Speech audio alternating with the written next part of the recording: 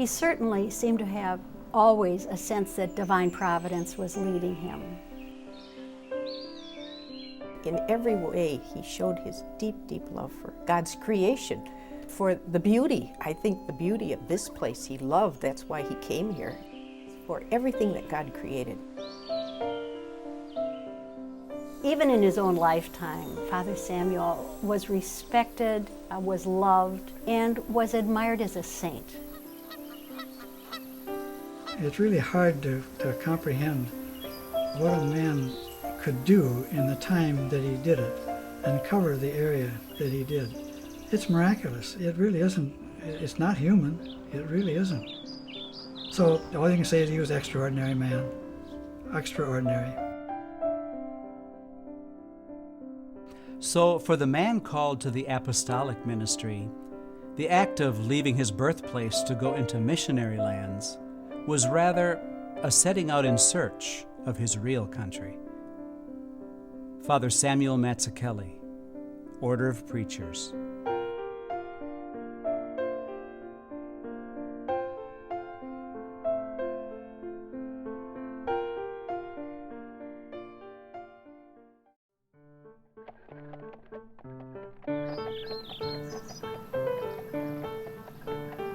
Life, it is said, is a journey, one both physical and spiritual. But few have traveled that path with the love and conviction of Father Samuel Mazzuchelli. It is not easy for a cleric leaving on his mission to part from relatives, friends, and fatherland, and to set out for the country to which the Lord has destined him. To the flesh, such a parting seems cruel and unjust. But to the spirit of the Christian, it becomes sweet and gentle, for it is the yoke of Christ.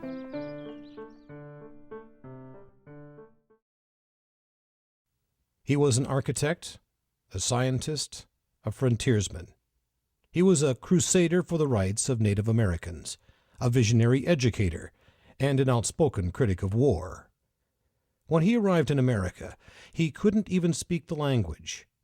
But by the time he died, his name was known for thousands of miles. But above all, he was a preacher, a humble servant of Christ.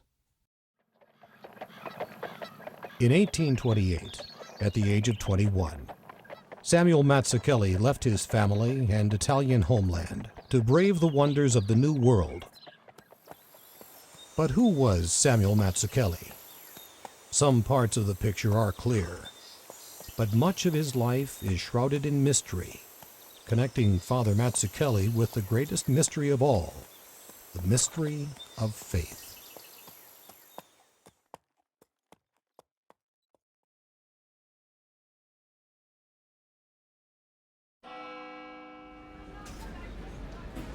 Father Samuel was born November 4th, 1806, quite literally in the shadow of Milan's magnificent cathedral. Baptized that same day as Carlo Gaetano Samuel, he became known as Samuel. He was the 15th of 16 children. His father was a textile owner and probably owned part of a bank. You know, he had shares in a bank. So they were very wealthy. When Father was 6 years old, his mother died. And so there was a great sadness in the household. Samuel was sent north to Switzerland and the shores of Lake Lugano to attend the Colegio de San Antonio, a school for boys who had lost one or both parents. It would mark the first of many journeys Samuel would make in his lifetime.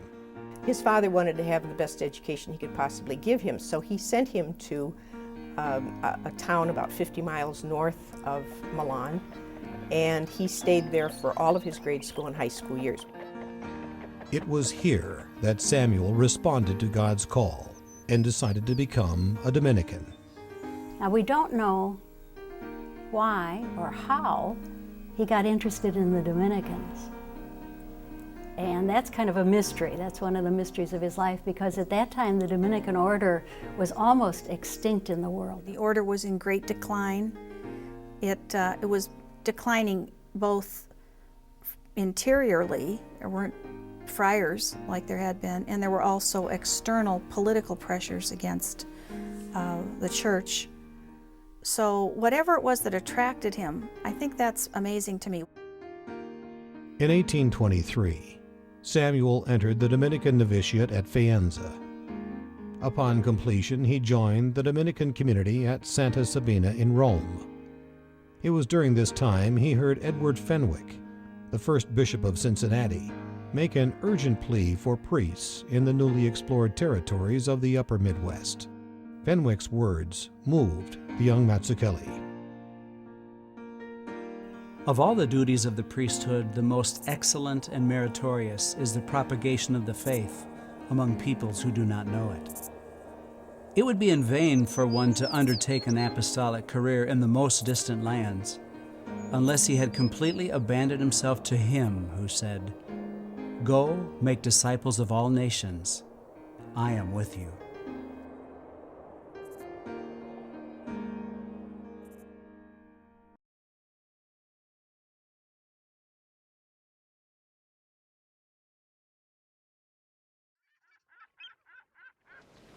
In October of 1828, Samuel Mazzuchelli, not yet ordained, set sail from France for the New World and for the unknown.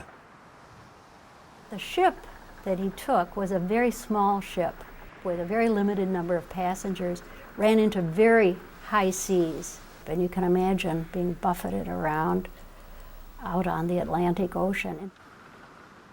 It was a storm one night, a terrible storm one night. And he always wanted to experience everything that went on. So he went out onto the deck and hitched himself to the railing or to something, and he just stayed through the storm. He endured the storm.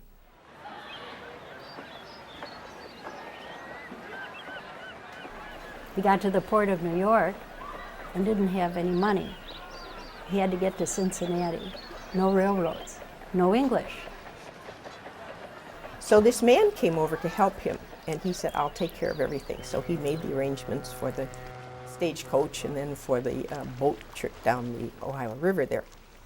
And so he literally went, and he had no money. So when they got to Cincinnati, tried to ask the man how much it was, and he said, "I will go up to the cathedral and get the money for you." And the man said, "That's all right, we'll just, leave it alone." All along the way, there were friends, people who didn't even know him, who would come out and help him get to where he was supposed to go. At Cincinnati, young Samuel met the man who inspired his transatlantic crossing and who he would later call his most affectionate father. Monsignor Edward Fenwick was the Venerable Bishop of Cincinnati. It would be hard to describe the warmth of his welcome and his care to have me instructed in the language of the country. Fenwick sent Samuel to visit the Dominican priory in Kentucky by horseback. Well, this pampered rich kid had always ridden in a carriage, so when he got on the horse, he had to ride some 23 miles down to St. Rose's. And when he got down there, he said, "I had to go to bed for 2 days," because it was, he'd never ridden a horse, so he ached all over and he had to go to bed. In 1829, Mazzuchelli traveled to the Dominican convent near Somerset, Ohio, to continue his studies for the priesthood. Samuel was impressed by the selflessness of the priests. In March 1830, at 9 o'clock on a pitch-black night, while a torrential rain was falling, a man knocked at the door, asking for a priest to carry the viaticum to a gravely ill person 90 miles distant. Father O'Leary, a simple and holy man, not in the least disconcerted by the storm and darkness, made ready to go, mounted his horse, and as if the sky were clear and sunny, set out cheerfully to arrive at the deathbed the following day. It touched him deeply and proved to be a trait he would model the rest of his life.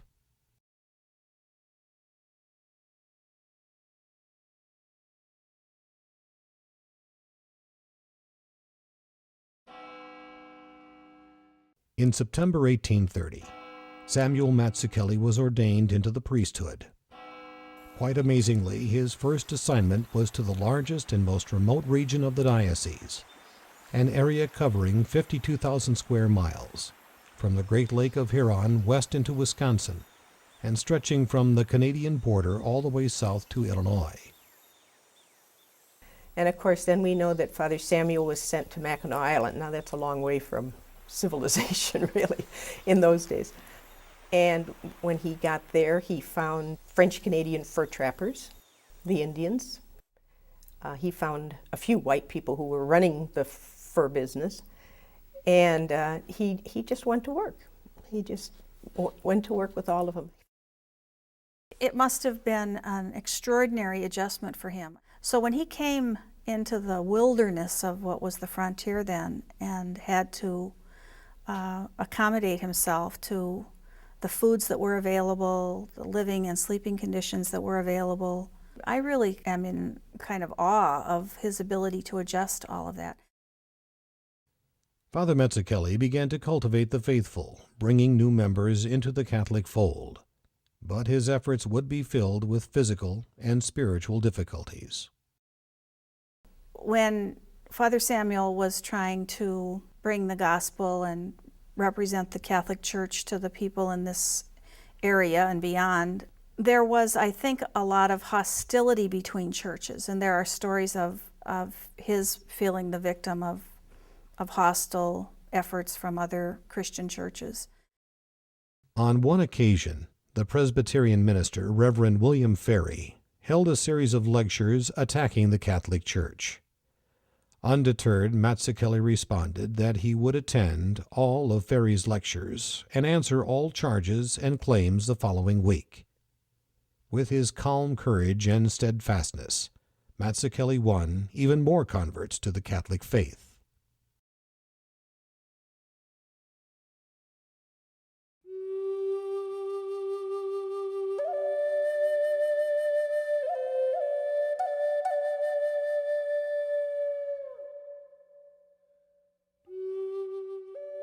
Curiously, Father Mazzuchelli found his most responsive audiences among the large numbers of Native Americans. One thing consoled my heart, and that was the deeply sincere attitude toward holy religion manifested by the Indians in that region. A great many of these children of nature came to see me, and accustomed to a sacrifice, they were glad to attend Holy Mass. Father Samuel Mazzuchelli. One of the things the Indians liked about Father Samuel was the fact that he was willing to accept what they had to offer. If there was food, you ate. If there wasn't any food, he went along with the Indians and starved. In fact, before he left Mackinac the first time, he knew he was going to have different sleeping arrangements. So he tried to sleep on the floor for a while, and the first night he stayed about a half an hour and he said he couldn't take it anymore, so he went back to bed. But then every night he lengthened that quite a bit, and so till he was able to do it. He was certainly very respectful of the traditions of the Native American people. I mean, clearly he wanted them to be Christian and Catholic, but unlike a lot of contemporaries and maybe people who either preceded or followed him, he valued the language very much. He just got to the core of things, and he explained even something like the Eucharist or Mass to the people in their terms, the Indians in their language. He would call the Great Spirit, for instance. He didn't call him God, really. He would talk about the Great Spirit, and that's what made the Indians feel so close to him, is that he used their terminology and their language. In 1833, he traveled 700 miles to Detroit to publish a Winnebago prayer book, almost certainly the first of its kind. He fought for Native American causes far beyond the borders of the church. He petitioned President Andrew Jackson and other government officials for funding to open Menominee and Winnebago Catholic schools, but to no avail. In 1836, he wrote the territorial delegate George Wallace Jones, I am convinced that most of our Indian wars are the natural and unavoidable consequences of the misconduct of the whites. Most of our Indian treaties are badly planned, unfairly ratified, and shamefully executed. Individuals make their fortunes at the expense of justice. Government is deceived and the Indian abused. The things that really impress me about him as I think about a contemporary relevance are, first of all, his real commitment to address the injustices of his time. He was outspoken about issues of poverty and the disparity of wealth, even in his own day. He was outspoken as an advocate for Native American people. And I think he's particularly relevant in the church today and in the larger society.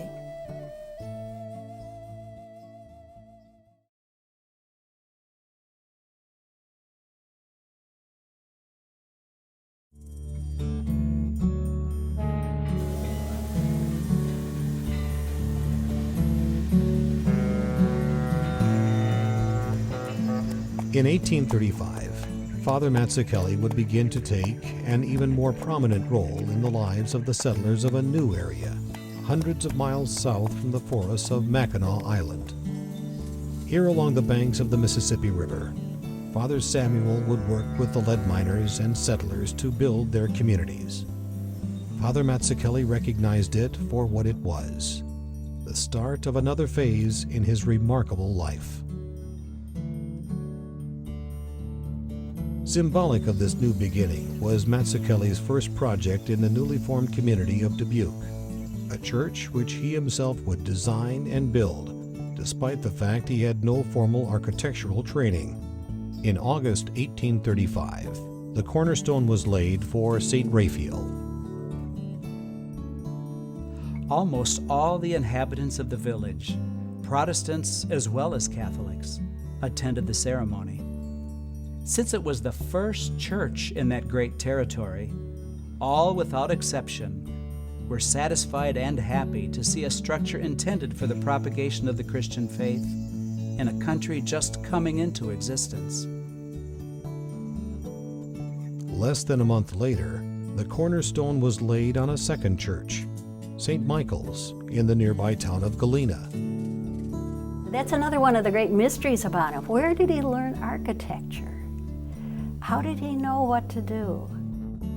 I think he was just full of all kinds of things. And I think probably in his studies at that school, he actually became interested in art or artistic things, because we can't find anywhere he studied architecture. We just can't find anything like that. But it has to go back to something he saw, maybe being from Milan, where he saw a lot of beautiful art. Father Mazzuchelli's tireless efforts to bring the Catholic faith to the residents of this area would lead him to design and build 10 more churches in the next 8 years. In Davenport, Potosi, Shullsburg, Prairie du Chien, as communities sprang up with Catholic immigrants from Ireland and Germany, Father Samuel would find a way to build another church. All told, 25 churches and chapels rose under his hands, and over 40 parishes. Wherever he went, he felt that for the community, they needed a church. Very often he would build a small frame church first, then later a stone church would follow. But he was very creative with that. In 2 places, he had a prefab church made, floated down the Mississippi. So he was very creative about building. I imagine he had a great capacity to get people involved in projects. He didn't do this by himself. When you think about somebody who could organize in about 30 years 40 faith communities, and for those build about 24 churches, and you know, they weren't all next door to each other. So to be able to kind of get people who basically had very little to share either their skills or the little resources they had to make churches happen and to have people come together in faith communities. He must have had a tremendous effect on people.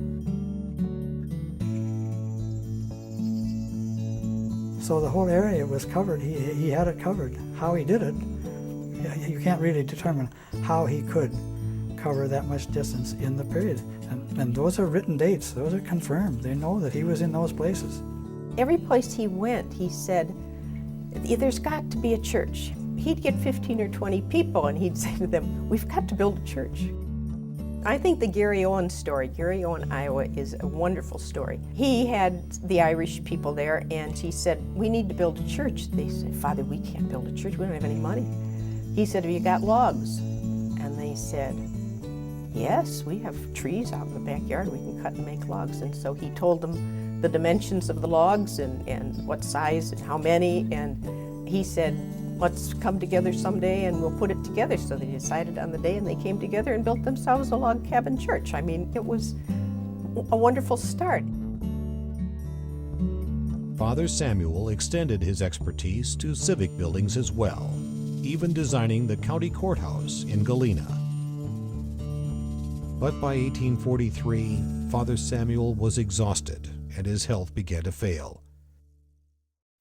Bishop Matthias Loris suggested he travel back to Milan to regain his strength. He spent several months in Italy enjoying the company of his family, all of them intent on finding out about the exotic new world.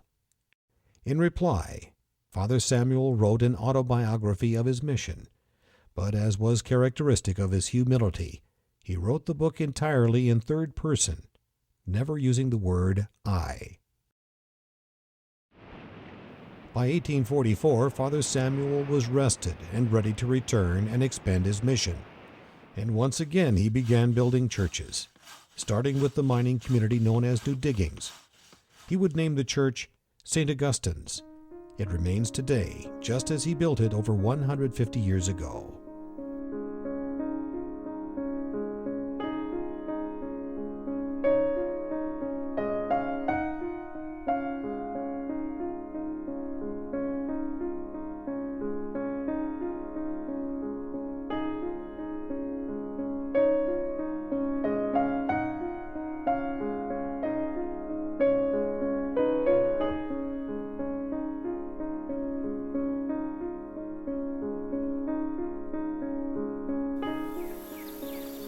That same year, he purchased 800 acres of land in southwest Wisconsin from George Wallace Jones. Called Manitoumi by the natives of the region, Sinsinawa Mound was a charmed place. Untouched by the glaciers which smoothed out most of the Midwest, they believed it was a place where the Great Spirit loved to dwell. Father Mazzuchelli would bring his own Great Spirit to that place. By now, the reputation of Father Samuel had grown far beyond the Midwest.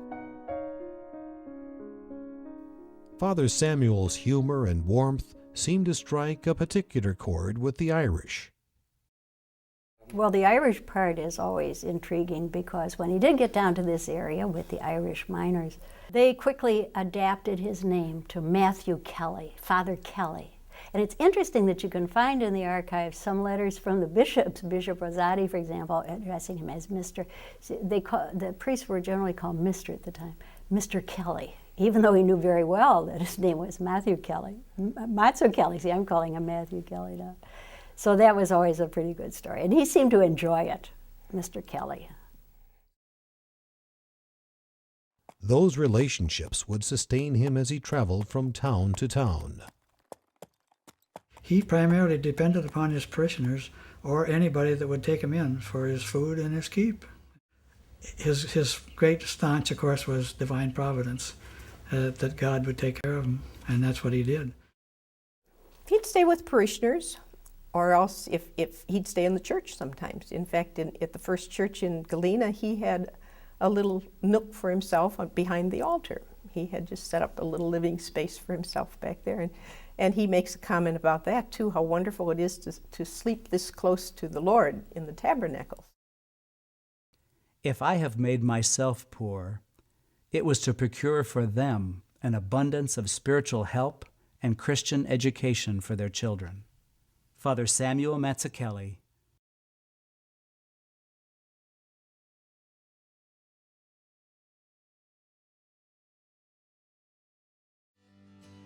In 1847, Mazzuchelli opened Cincinnati Mound College, the first degree-granting institution in the upper Mississippi Valley. He sought to educate young men to become priests and brothers of the order. 2 years later, he received 4 women into the order as well, the first religious profession of women in all of Wisconsin, effectively founding the Cincinnati Dominican Congregation of the Most Holy Rosary. Just a few years later, the women moved 14 miles to Benton, Wisconsin, and opened St. Clara Academy for young women.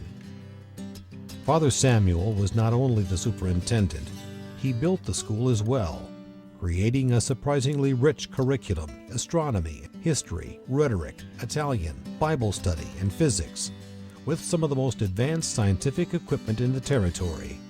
Not exactly a typical education for women at the time. Over the next 10 years, Father Samuel settled into the role of parish priest. Area bishops and priests continued to call upon him to preach to their people and design their churches, but Father spent the majority of his time caring for his primary parishes in Benton, Cuba City, and New Diggings. During the mining times, there used to be a lot of epidemics of cholera. They would come through here, and Father and another man went and took care of all these people. He would travel from house to house to see how they were and to bury the dead and to help the people write a will for their children if they were afraid they were going to die. And he never once got sick. When it was over, there would be children who did not have parents left. And so here were these orphans. He would find places for them. It always amazes me to go back and read the sermon he preached in Galena on the day that President Abraham Lincoln had declared should be announced in all churches as a day of thanksgiving for the victory at Gettysburg. And so Father Samuel got up. This was a big patriotic day, and I'm sure the flags were flying. The bunting was out in Galena. After all, General Grant had lived there. And instead of preaching a victory sermon, Father Samuel spoke on the sadness of war and the tragedy of a civil war in which brother kills brother. And I'm sure the congregation must have been a little shocked and surprised at this. The object of our service is said to be a thanksgiving to the Lord of hosts for the late victories over the enemies of integrity of our nation. But how can we lift up our voices in united prayer of thanksgiving while our beloved country is distracted, humbled, and brought low by the most destructive warfare history has ever recorded? Who are these riders we can rejoice to have overthrown? Are they invaders of our country? Are they oppressors? Are they strangers? No. They are our fellow citizens.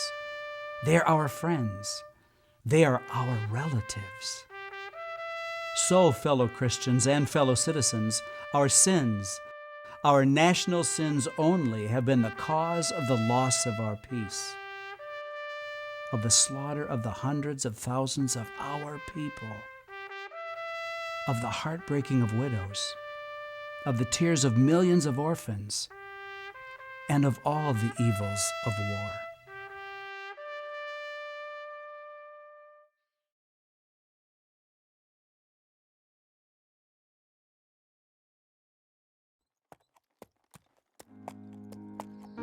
By February 1864, Father Samuel had already touched the lives of thousands. But now, one more call remained. A man came in from a farm and said, "Father, my wife is really very sick and she could be dying, so would you come out and bring her the sacraments?" He ran home. Now this was a February day, and Father had written that this had been the worst winter he had experienced in his whole lifetime in the United States. He stayed with the lady all night until she died, and then he came home in the morning and contracted pneumonia. Father Samuel would die a week later.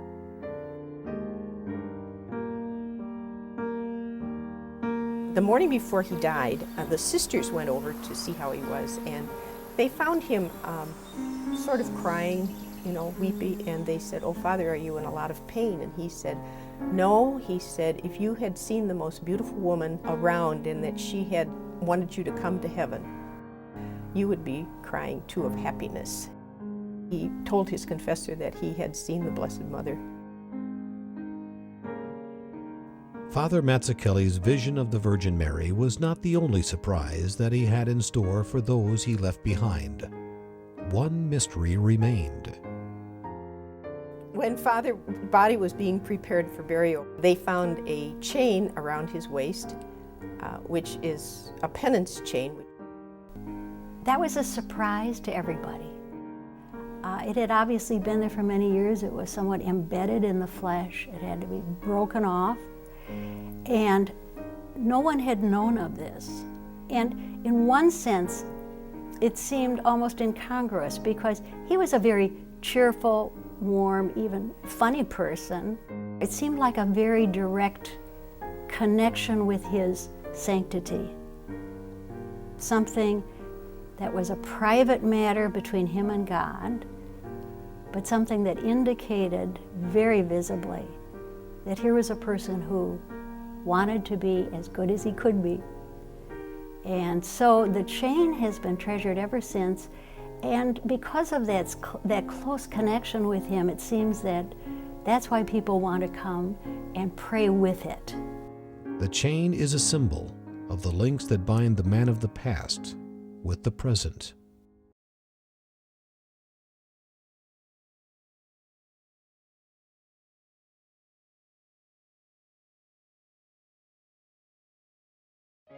Aaron was born May 14th, 1993. He was born 5 weeks premature. He was in persistent fetal circulation, which is that his lungs weren't fully developed. And he did okay for a little while, then he started to not do well with breathing, so they chose to intubate him and put him on a ventilator because we didn't think Aaron was going to make it onto day 3 of life. Aaron did survive, and they told us then that he would probably never walk or talk.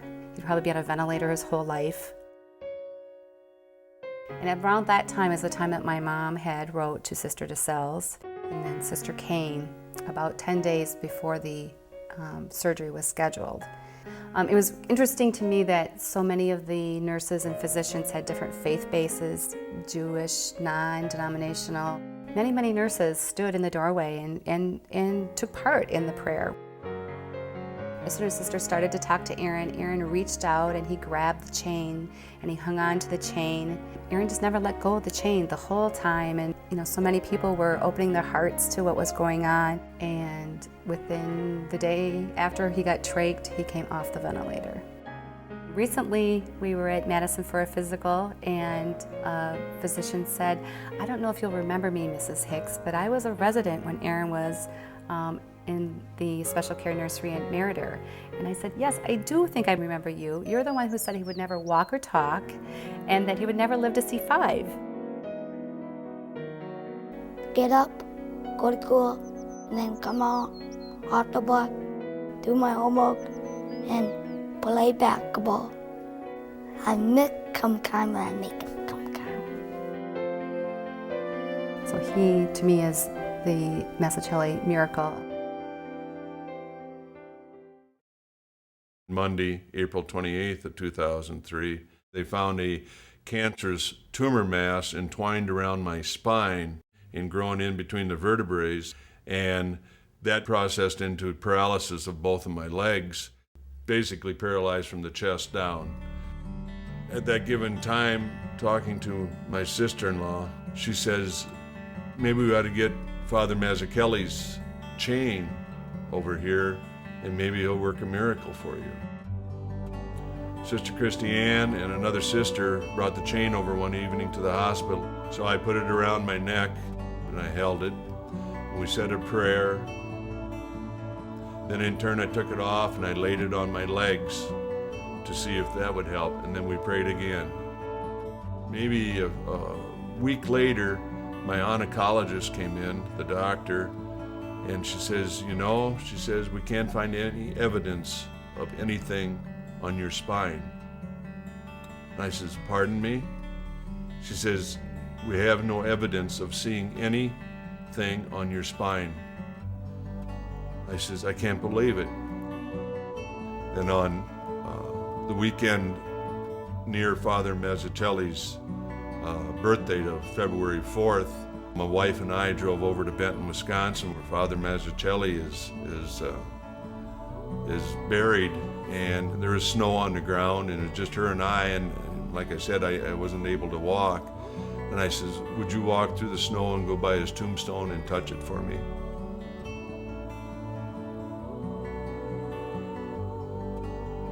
So she walked over and touched the tombstone, come back and touched my hand, and it was great. But I do think it was a miracle that happened. Irregardless what people may think, I believe that Father Mazzuchelli did help me.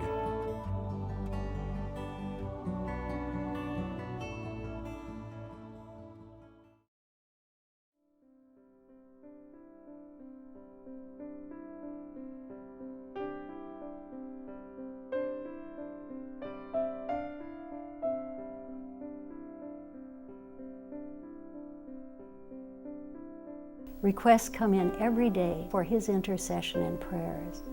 And that's what's been at the basis of advancing his cause. That kind of outpouring makes him seem very alive. He was extraordinary. Without a doubt, the Lord put him on this earth for a purpose, and he accomplished everything the good Lord could ever expect him to do. Oh, I think he's very important to us. We pray to him every night at office, at our evening office. We say the prayer to Father Samuel. He did so much for so many people. He's so special that way. I think it's his deep love for the human being. I really do.